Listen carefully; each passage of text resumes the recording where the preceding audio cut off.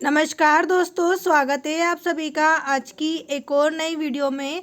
यहाँ पर इस वीडियो के माध्यम से हम अर्धवार्षिक परीक्षा कक्षा 7 विषय हिंदी का पेपर हम देखने वाले हैं और साथ में इस हिंदी पेपर के सभी प्रश्नों के उत्तर को भी हम वीडियो के माध्यम से देखेंगे। तो वीडियो को शुरू से लेकर अंत तक ज़रूर देखिएगा। अगर आप हमारे चैनल पर नए हैं तो चैनल को सब्सक्राइब कर लीजिए, साथ में वीडियो को लाइक करके अपने सभी दोस्तों के साथ भी शेयर कर दीजिए। आप देखेंगे यहाँ पर आपसे सबसे पहले बहुविकल्पी प्रश्न पूछे गए हैं। प्रश्न नंबर 1 आपसे पूछा हुआ है, निम्नलिखित में से स्वर संधि का उदाहरण कौन सा है। यहाँ पर आपको स्वर संधि का उदाहरण बताना है। ऑप्शन आपको दिया हुआ है सज्जन, जगदीश, दुर्लभ और हिमालय। यहाँ आपका सही आंसर हिमालय रहेगा। स्वर संधि का उदाहरण हिमालय है। इसके बाद प्रश्न नंबर 2 है, स्वाभिमान का अर्थ क्या है। तो स्वाभिमान का अर्थ होता है आत्मसम्मान। आपको ऑप्शन बी पर टिक करना है, स्वाभिमान का अर्थ आत्मसम्मान है।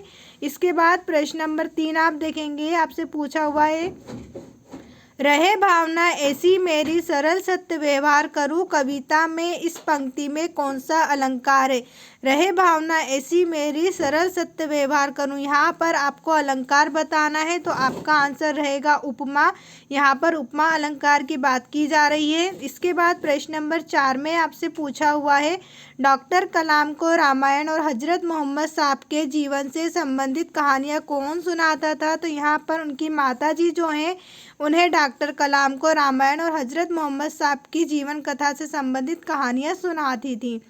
प्रश्न नंबर 5 में आपसे पूछा है, सुभाष चंद्र बोस ने केलकर को लिखे पत्र में किस बात पर जोर दिया था।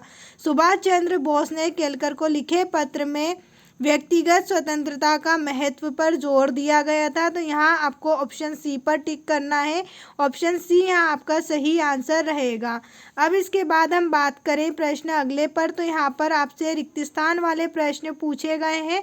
इन सभी रिक्त स्थान को आप देख लीजिए, इनके उत्तर भी हम देख लेते हैं। तो यहाँ पर आप देखेंगे रिक्त स्थान का उत्तर, पहला रिक्त स्थान है नंबर 6 पर, घी शब्द का तत्सम रूप है। तो आपको घृत बताना है। प्रश्न नंबर 7 है, योगाभ्यास के लिए सर्वोत्तम समय का होता है। तो यहाँ पर आप लिख सकते हैं प्रातः काल या फिर सुबह का समय।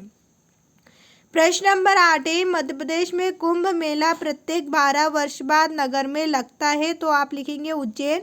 उज्जैन नगर में लगता है। इसके बाद है प्रश्न नंबर 9, जिस समास में दोनों पद प्रधान होते हैं उसे हम द्वंद्व समास कहते हैं। प्रश्न नंबर 10 है, तेल लगाई लगाई के अंजन रिक्त स्थान बनाई बनाई ठिठोनिया। यहाँ पर आपको बोहे लिखना है। तेल लगाई लगाई के अंजन, बोहे बनाई बनाई ठिठोनिया। अब इसके बाद अगला प्रश्न हम देखेंगे। अगला प्रश्न करने से पहले अगर अभी तक आपने हमारे चैनल को सब्सक्राइब नहीं किया है तो चैनल को सब्सक्राइब कर लीजिए और साथ में इस वीडियो को लाइक करके अपने सभी दोस्तों के साथ भी शेयर कर दीजिए।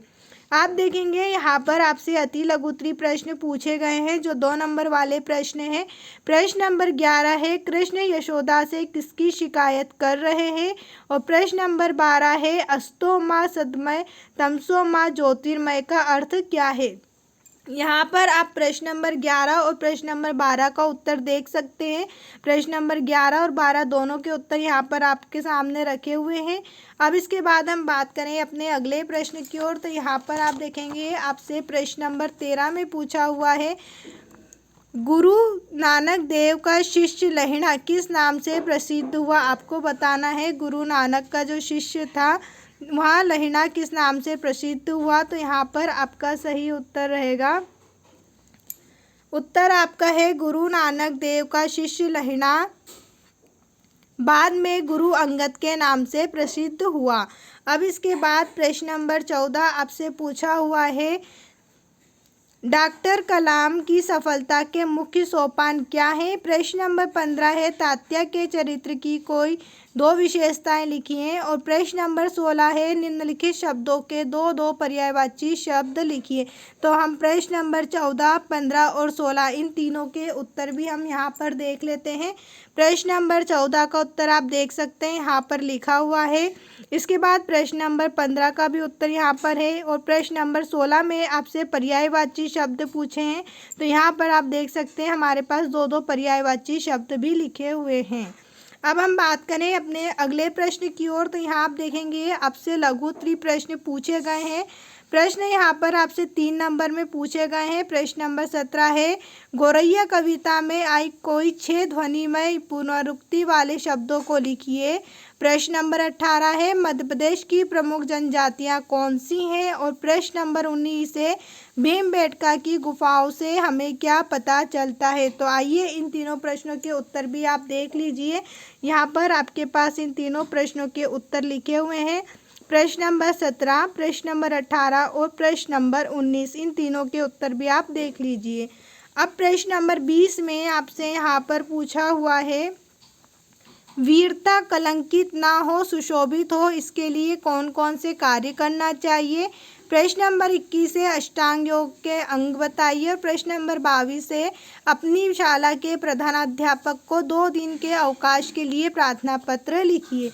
तो यहाँ पर हमारे पास इन सभी प्रश्नों के उत्तर लिखे हुए हैं। प्रश्न नंबर 20, प्रश्न नंबर 21, अष्टांग योग के अंग आपको बताए गए हैं। यम, नियम, आसन, प्राणायाम, प्रत्याहार, धारणा, ध्यान और समाधि। इसके बाद प्रश्न नंबर 22 का उत्तर आपको देना है, अपने प्रधानाध्यापक को 2 दिन के अवकाश के लिए प्रार्थना पत्र। तो आप इस प्रार्थना पत्र का स्क्रीनशॉट ले सकते हैं, अपनी कॉपी में भी लिख सकते। साथ में हमारे चैनल को भी सब्सक्राइब कर लीजिए और वीडियो को भी लाइक करके अपने सभी दोस्तों के साथ शेयर कर दीजिए। अगर आप इस पेपर की PDF चाहते हैं तो टेलीग्राम चैनल ज्वाइन कर लीजिए, जिसकी लिंक मैं नीचे आपको डिस्क्रिप्शन में दे रही हूँ, जहाँ से आप इस पूरे पेपर की PDF को डाउनलोड कर सकते हैं बिल्कुल फ्री में, आंसर सहित।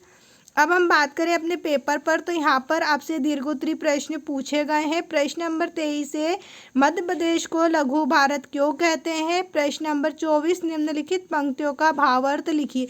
यहाँ पर आपको 2 पंक्तियाँ दी गई हैं, इनका आपको भावार्थ बताना है और यहाँ पर बताना है लघु भारत क्यों कहते हैं। तो इन दोनों प्रश्नों का भी उत्तर आप यहाँ देख सकते हैं। इस तरीके से हमने इनका उत्तर लिख रखा है। प्रश्न नंबर 23 का उत्तर आपको यहाँ पर दिया गया है और प्रश्न नंबर 24 में आपको भावार्थ बताना है। तो यहाँ पर मैंने पंक्ति का भावार्थ भी लिखा हुआ है।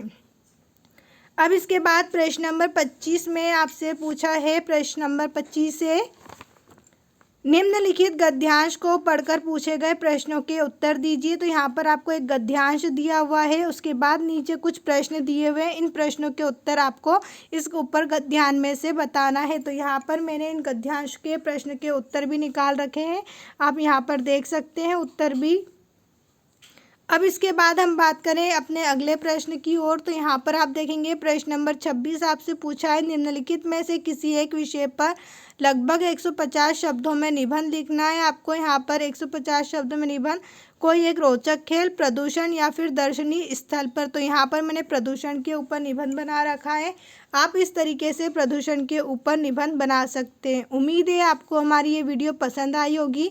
अगर अभी तक आपने हमारे चैनल को सब्सक्राइब नहीं किया है तो चैनल को सब्सक्राइब कर लें, साथ में इस वीडियो को लाइक करके अपने सभी दोस्तों के साथ भी शेयर कर दें। अगर आपको कोई डाउट है तो आप मुझे कमेंट करके बता सकते हैं। वीडियो देखने के लिए आप सभी का धन्यवाद।